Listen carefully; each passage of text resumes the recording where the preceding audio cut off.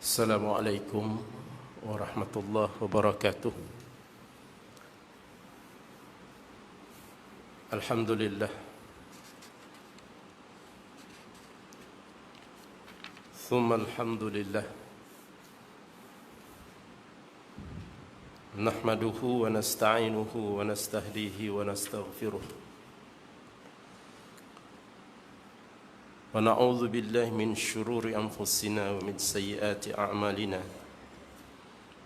Man yahdihillahu fahuwal muhtadi wa may yudlil falan tajida lahu waliyyan mursyida. Nusalli wa nusallimu ala habibina al-Mustafa Sayyidina Muhammadin nabiyyil muhda wa imamil mujtaba wa rasulina al-murtada wa ala alihi wa ashabihi wa man jahada bi jihadihi wa man da'a bi da'watihi wastanna bi sunnatihi wa man sara ala nahjihi ila yaumiddin, amma ba'd. Fa inna asdaqal hadis kitabullah wa khairal hadi hadi Muhammadin sallallahu alaihi wasallam. Syarrul umuri muhdatsatuha wa kullu muhdatsatin bid'ah wa kullu bid'atin dhalalah wa kullu dhalalatin finnar.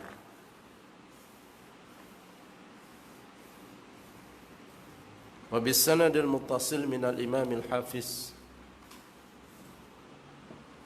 qala Allah subhanahu wa ta'ala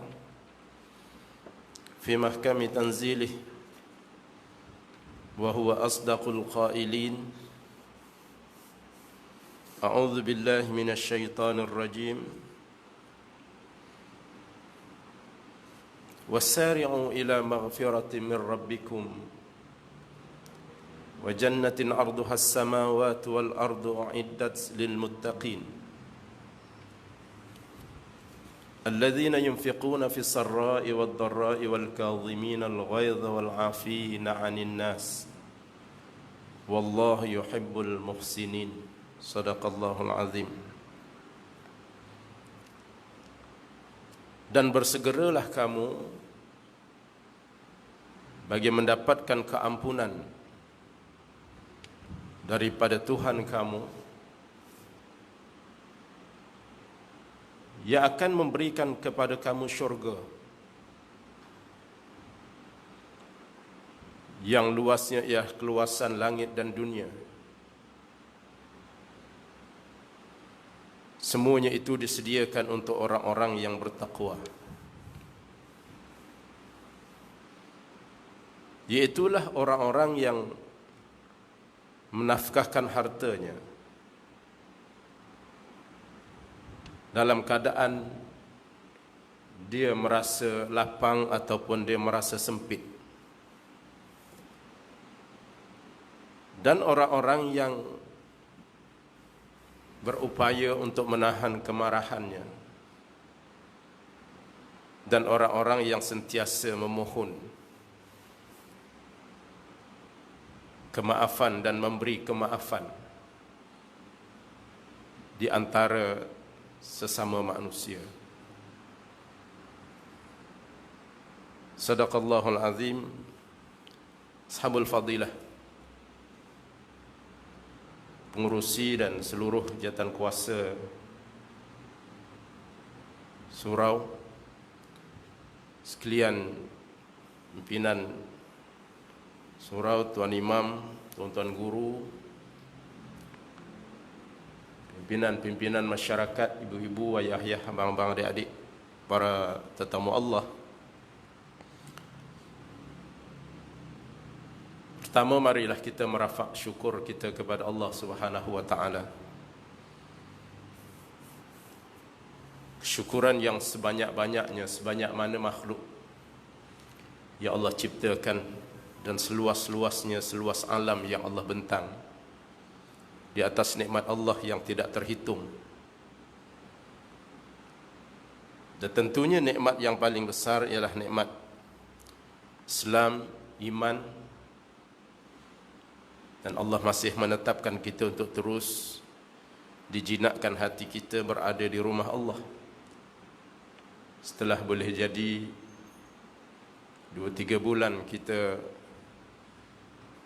tidak dapat untuk menjadi tetamu Allah.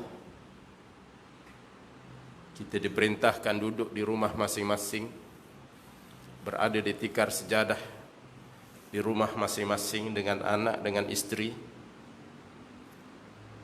Dan Allah masih lagi memberikan kehidupan kepada kita.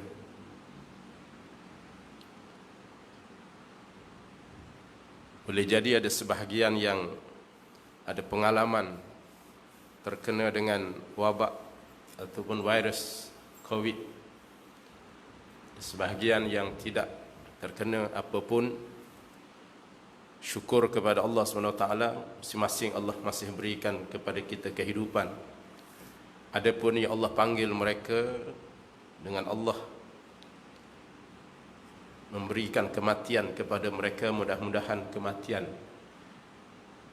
yang mendatangkan rahmat, dan bagi yang hidup mudah-mudahan Allah berikan afiah kepada kita. Dan tentunya kita masih lagi dalam fasa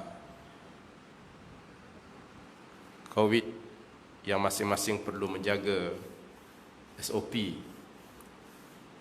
Kita antaranya kita menjarakkan kedudukan kita, namun jarak itu hanyalah fizikal.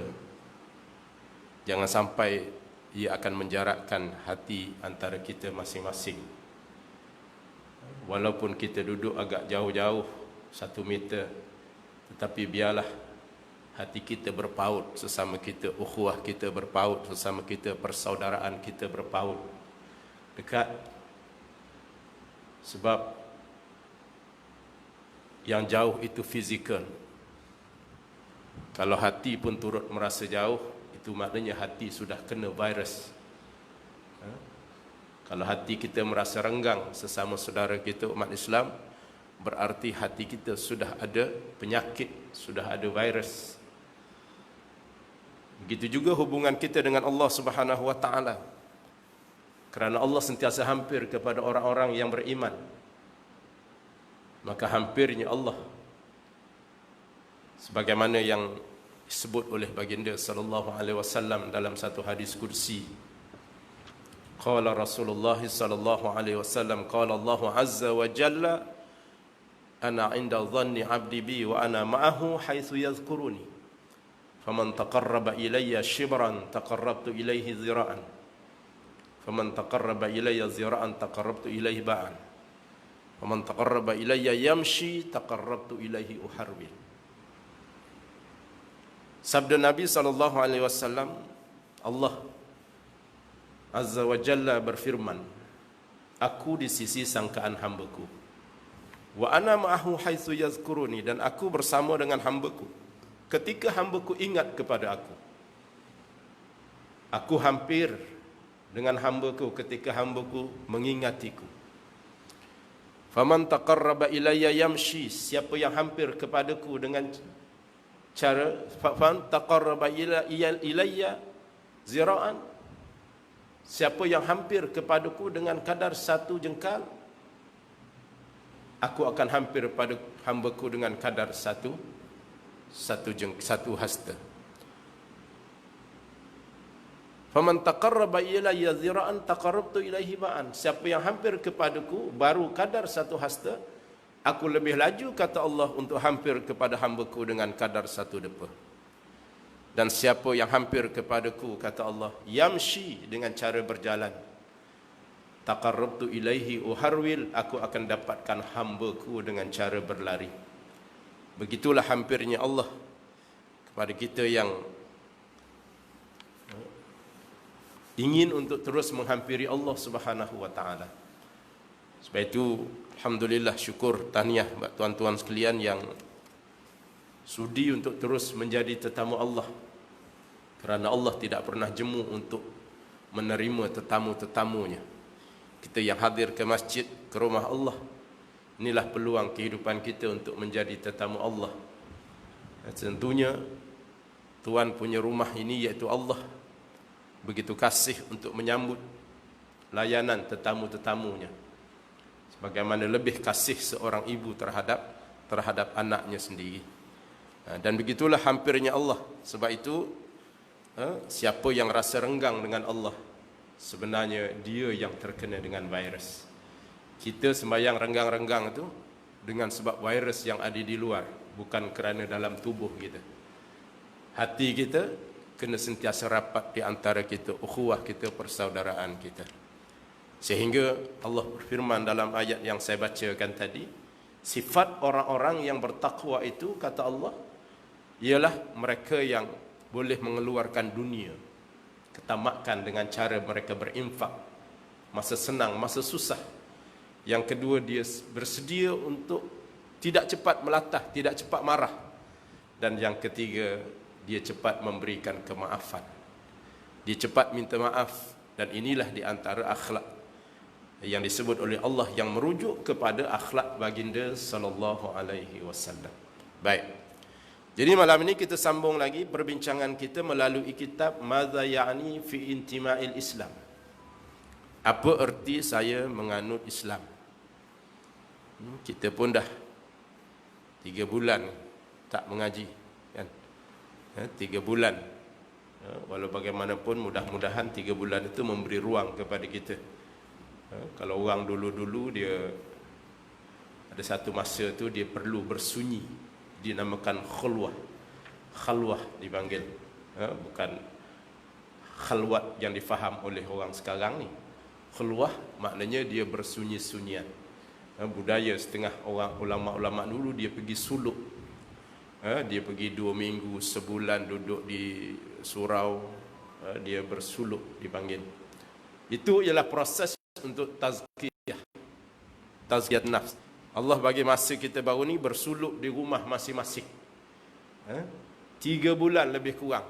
Harap-harap 3 bulan tu kita dapat mengambil peluang untuk terus membersihkan hati kita.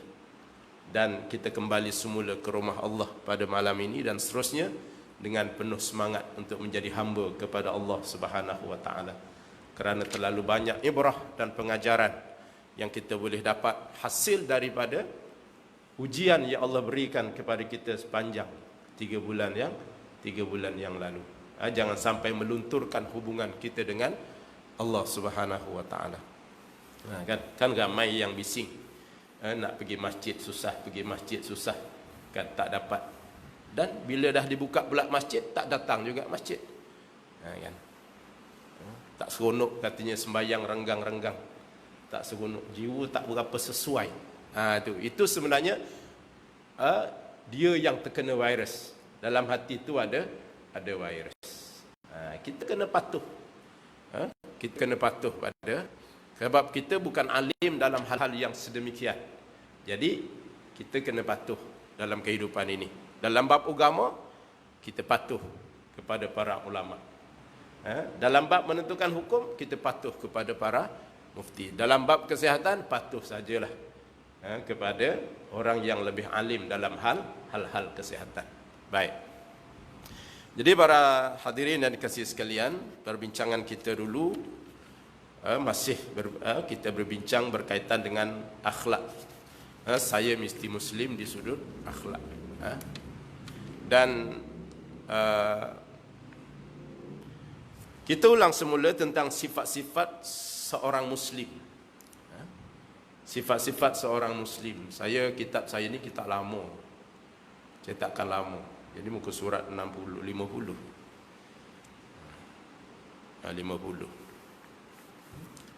Melalui kitab Madza Ya'ni fi Intima'il Islam, apa arti saya menganut Islam. Yang pertama ialah bersifat warak dari melakukan perkara-perkara syubhah. Bersifat warak dari melakukan perkara-perkara syubhat. Seorang Muslim mestilah menjauhkan diri daripada melakukan perkara yang haram dan berjaga-jaga daripada melakukan perkara yang syubhat. Sebab maklumat tentang haram dan halal itu ialah maklumat yang jelas daripada nas. Sama ada Al-Quran ataupun hadis. Kita tidak jadi kepayahan hidup dalam dunia. Sebab celik-celik dah ada Al-Quran yang dibentang oleh Allah di depan kita. Tinggal lagi Tidak ataupun tidak, kita berusaha untuk memahami melalui orang-orang yang masih diberikan kefahaman oleh Allah untuk menerangkan tentang isi Al-Quran. Sebab itu duduknya kita bersama dengan mereka, duduknya kita sebagai ahli syurga, insya-Allah. Kerana kita hendak memahami perkara-perkara yang jadi panduan di dalam Al-Quran. Maka Al-Quran itu sebesar-besar panduan, sebenar-benar panduan. Dan ditunjukkan melalui perjalanan hidup Nabi kita Muhammad sallallahu alaihi wasallam. Duduk sahaja kita untuk memahami perjalanan hidup Nabi. Bahkan kita memahami tentang akhlak baginda sallallahu alaihi wasallam itu adalah perkara yang asas. Dia bukan perkara-perkara sampingan, tetapi perkara yang asas yang semuanya itu akan mendatangkan ganjaran pahala yang besar di sisi Allah Subhanahu wa taala.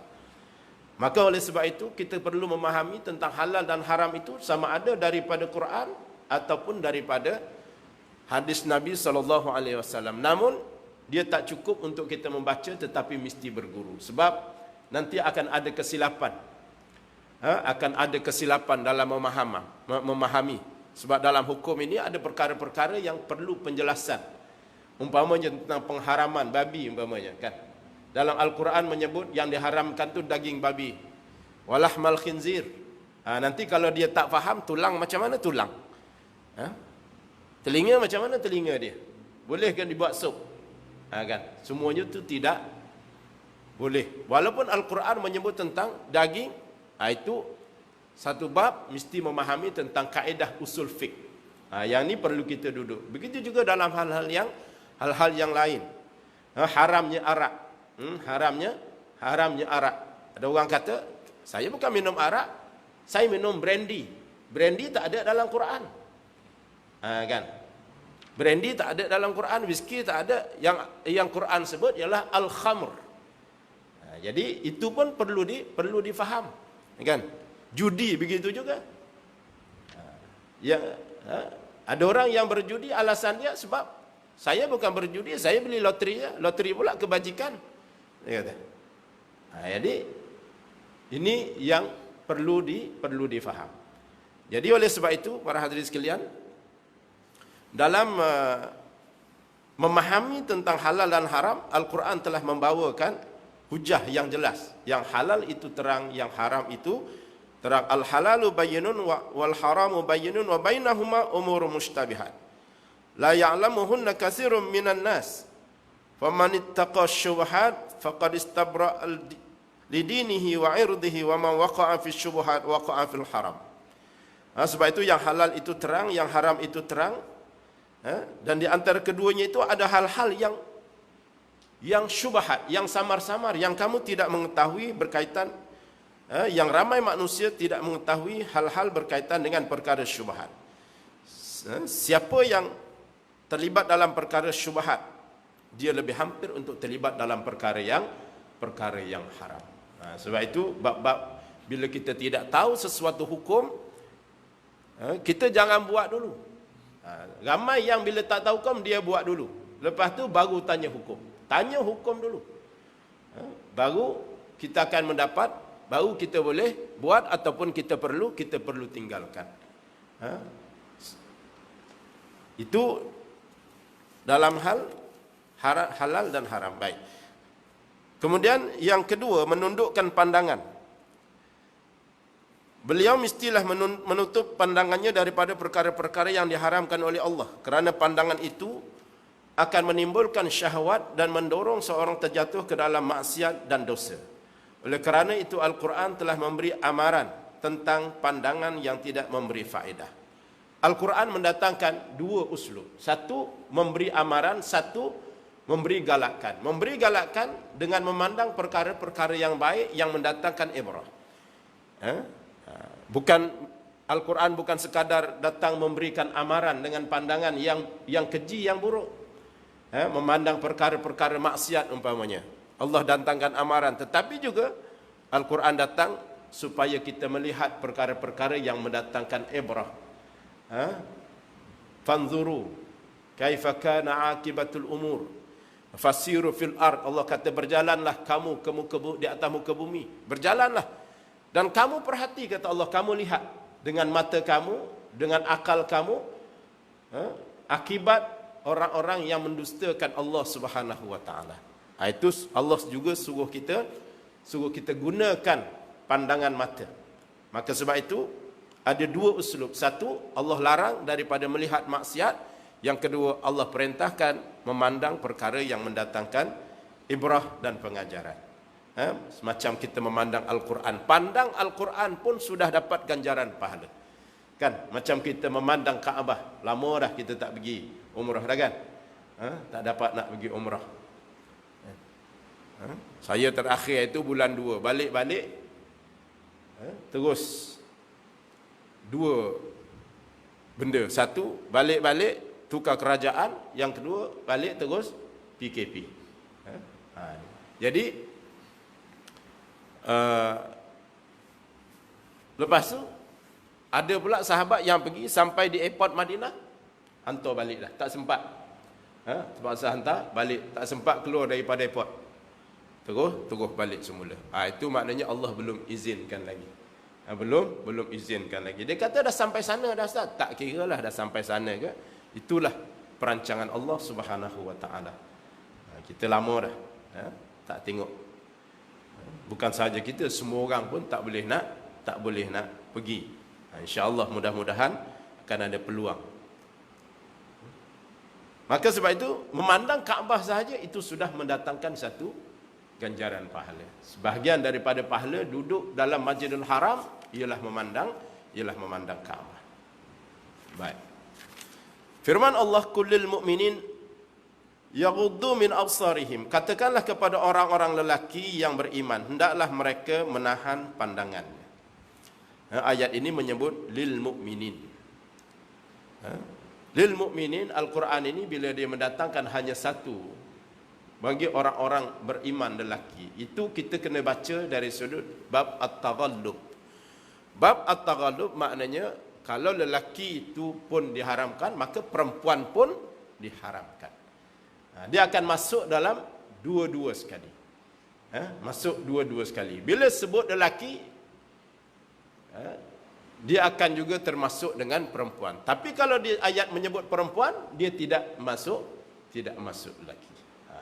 Itu dalam bab at-taghallub. At-taghallub. Jadi walaupun ayat ini menyebut kullil mu'minin yaghuddu min absarihim, katakanlah kepada orang-orang beriman lelaki supaya mereka menahan pandangan mereka, termasuk juga orang-orang perempuan, jaga pandangan mereka. An-nazratu sahmun min sihami iblis. Pandangan itu satu daripada panah-panah iblis. Satu daripada panah-panah iblis. Sebab itu saraf yang mengalir, saraf yang bergerak daripada akal, daripada otak, sehinggalah dia membuka mata kita untuk melihat. Maka dia diproses dulu, layak ke tidak layak untuk kita melihat. Dia bila kita terpandang, dia memberi isyarat kepada akal kita untuk berfikir hal ini layak ke tidak layak untuk terus dipandang. Sebab itu pandang kali pertama, kalau terpandang kali pertama, masih lagi ada kemaafan. Sebab pandang kali pertama itu terpandang, dia terus memberi isyarat kepada otak.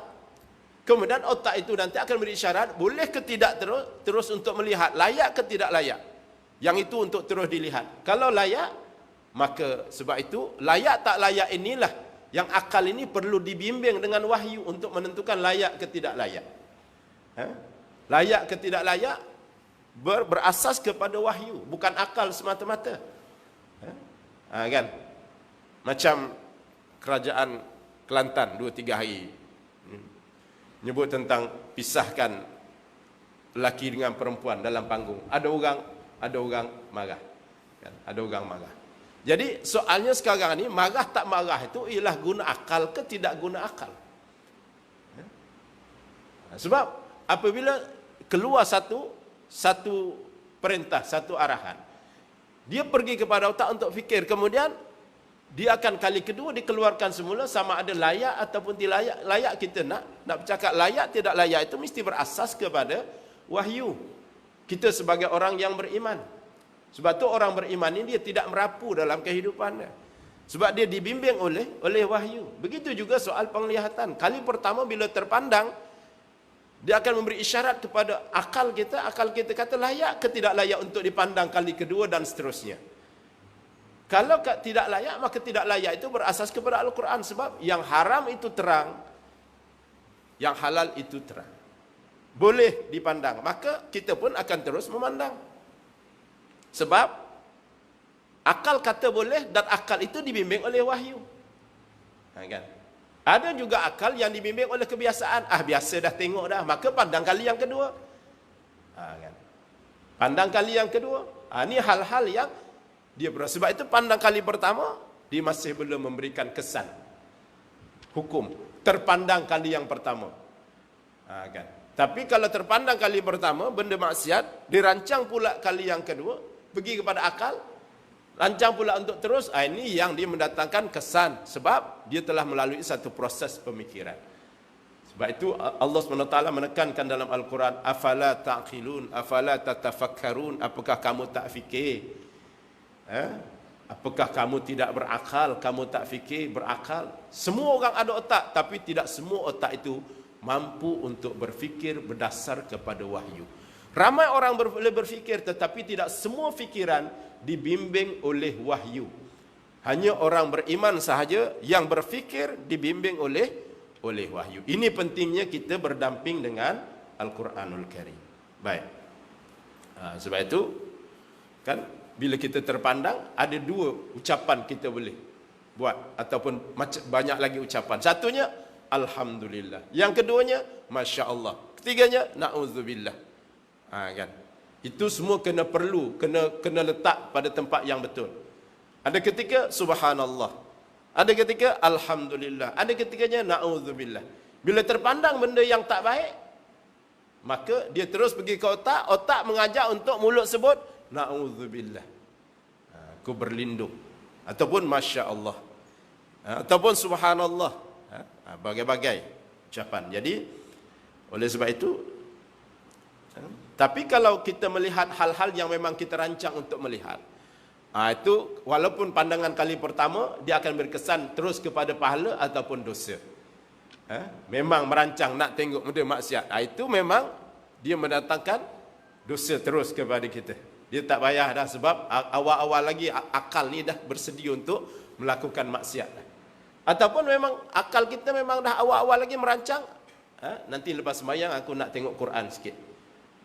Baru berniat tu dah pahala, tengok lagilah akan mendatangkan pahala. Itu tidak perlu melalui proses kedua akal tadi, sebab dia telah melalui satu perancangan, dan tiap perancangan itu mesti melalui akal kita. Kemudian yang ketiga, memelihara lidah. Saya laju sikit memelihara lidah. Ni kita laju-laju pun tak tahu bila kita nak habis kitab ni. Rasa-rasa dah berapa tahun dah ni, kan? Belum habis lagi, tapi ramai kat yang dah meninggal ni dan nak habis ni dah. Kita yang umur masih panjang lagi, mudah-mudahan. Yang masih ada umur lagi, mudah-mudahan.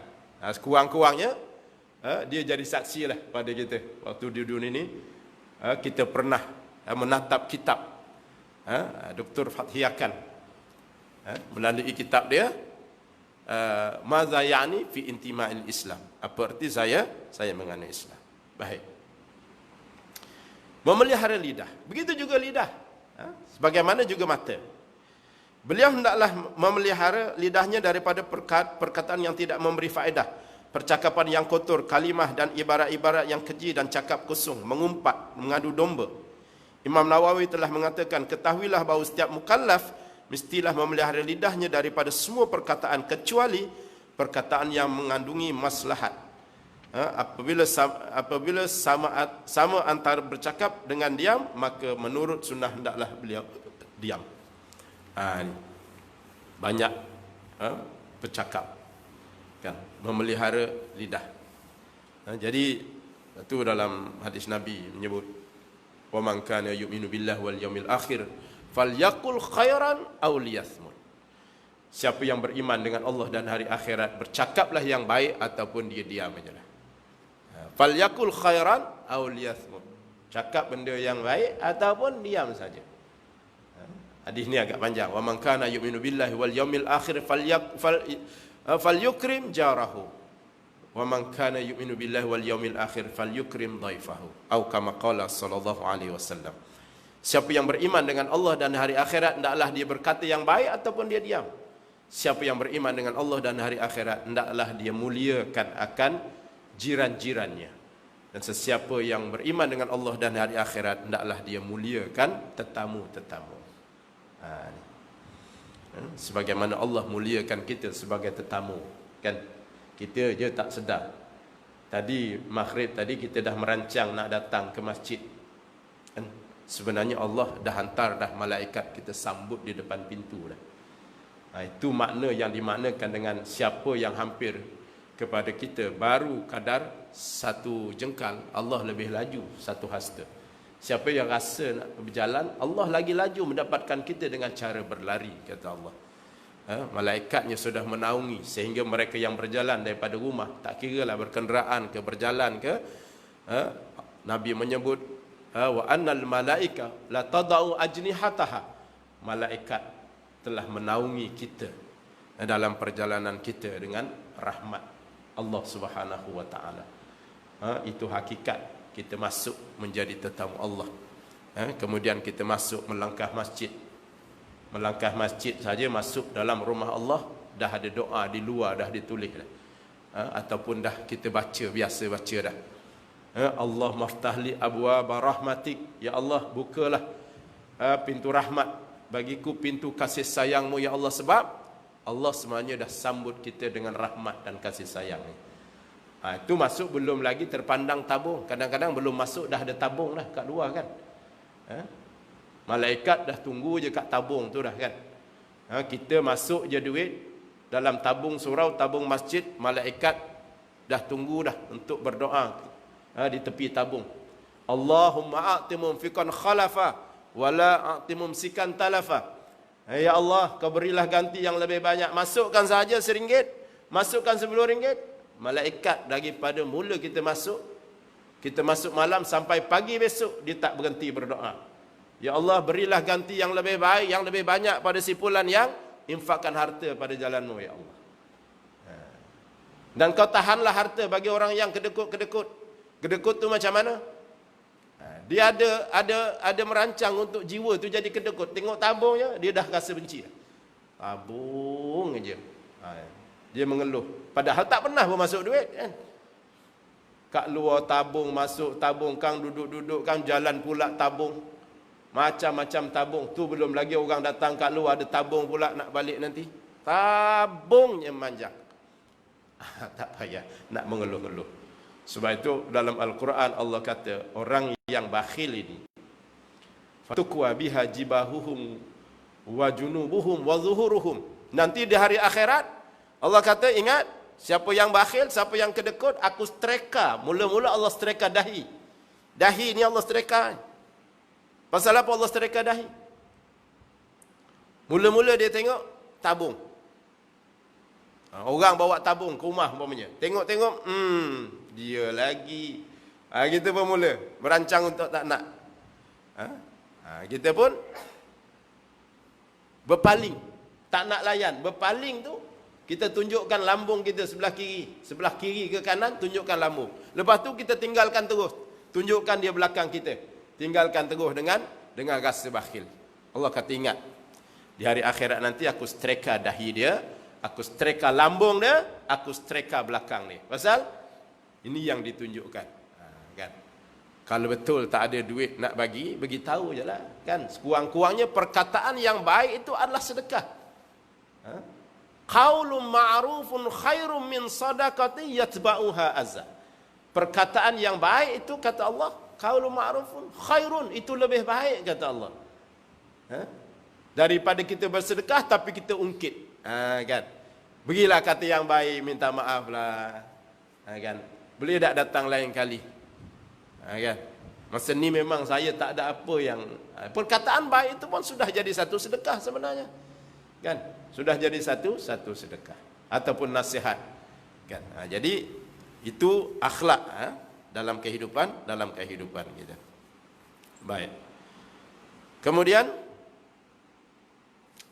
yang keempat ialah rasa malu. beliau mestilah bersifat malu dalam semua keadaan, tetapi sifat malunya itu tidak menghalang beliau daripada memperkatakan kebenaran.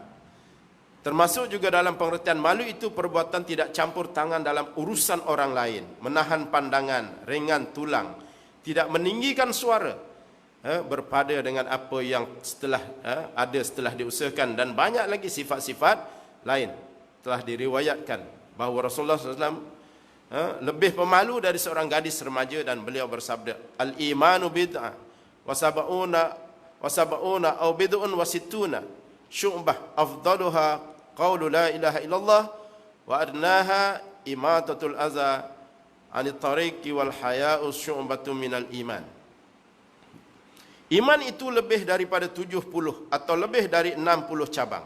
Yang paling afdal ialah kalimah la ilaha illallah, dan paling rendah ialah membuang sesuatu yang boleh menyakitkan dari jalan, dan malu itu satu cabang daripada iman. Buang sampah pun itu yang paling ringan nilai iman. Buang sampah. Sebab tu saya pernah tegur orang kaki rokok.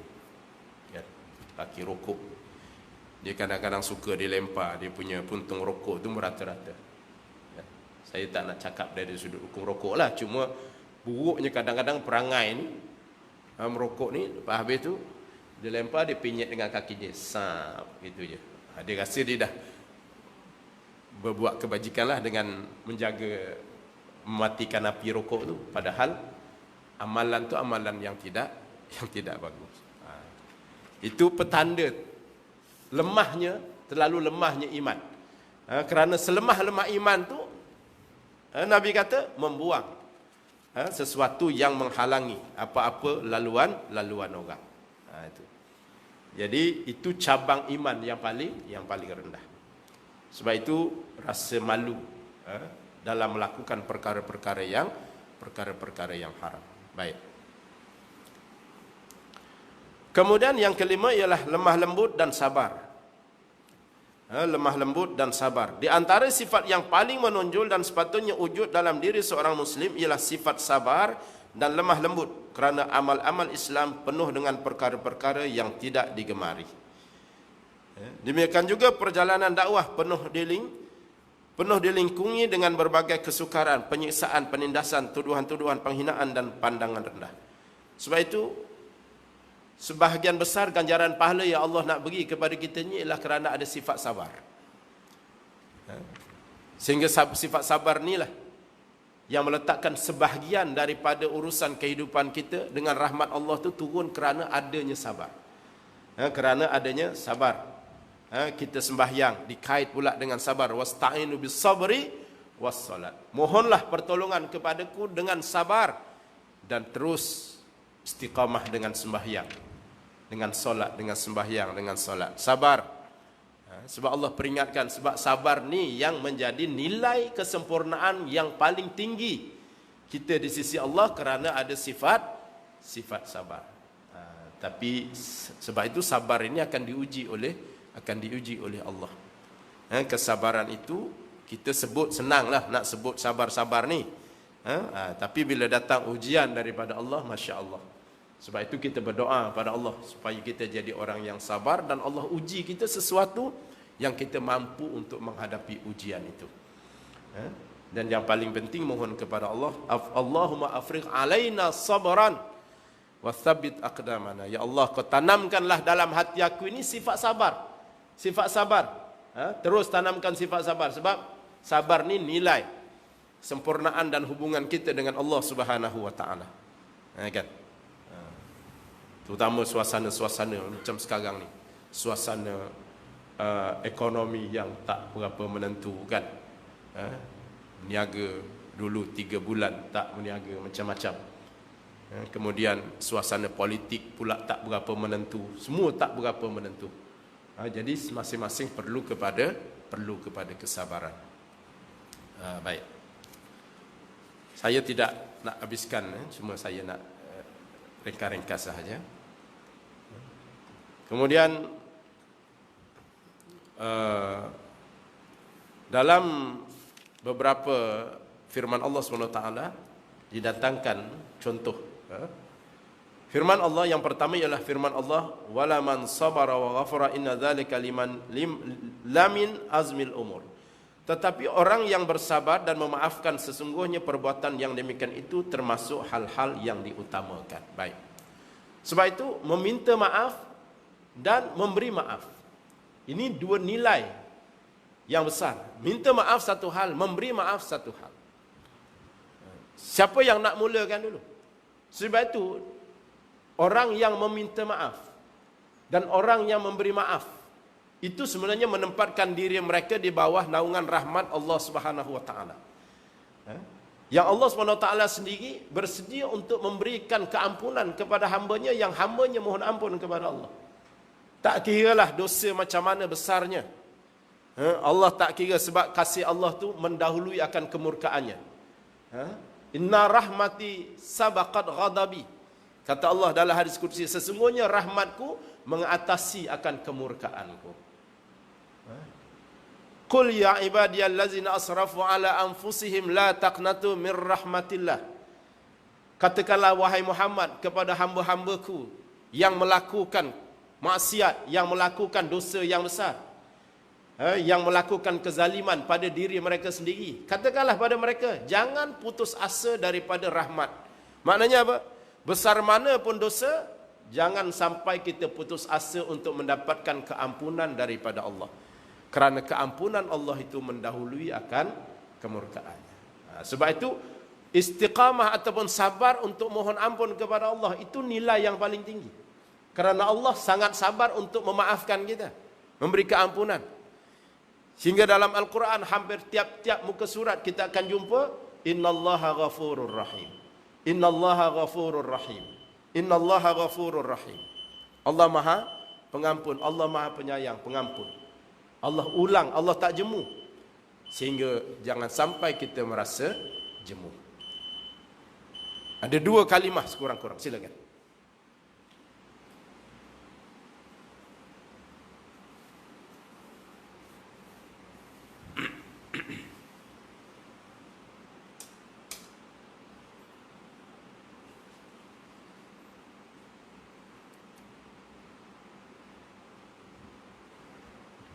Allahu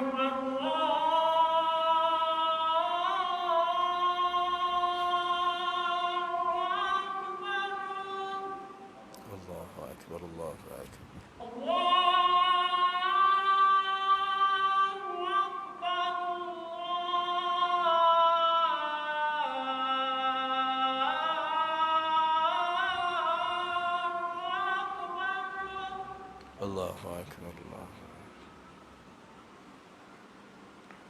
Asyhadu an la ilaha illallah.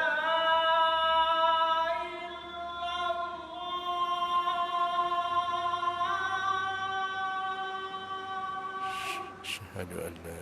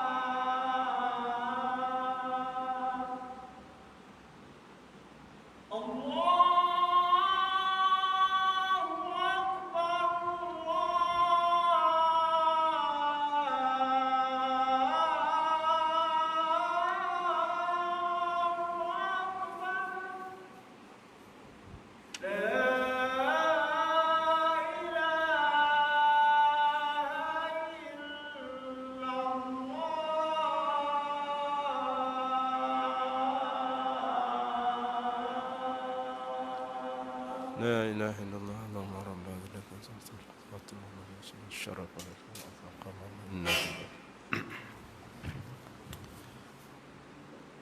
Baik, sikit lagi. Sekurang-kurangnya 2 kalimah yang Allah sebut dalam Al-Quran. Dengan kalimah pertama ialah Ghafar. Kedua kalimah Ghafur. Innallaha Ghafur. Ghafur ni Allah akan sentiasa memberikan keampunan bagi mereka yang mohon ampun kepada Allah. Besar mana pun tak ada masalah. Allah sebut innallaha Ghafurur Rahim.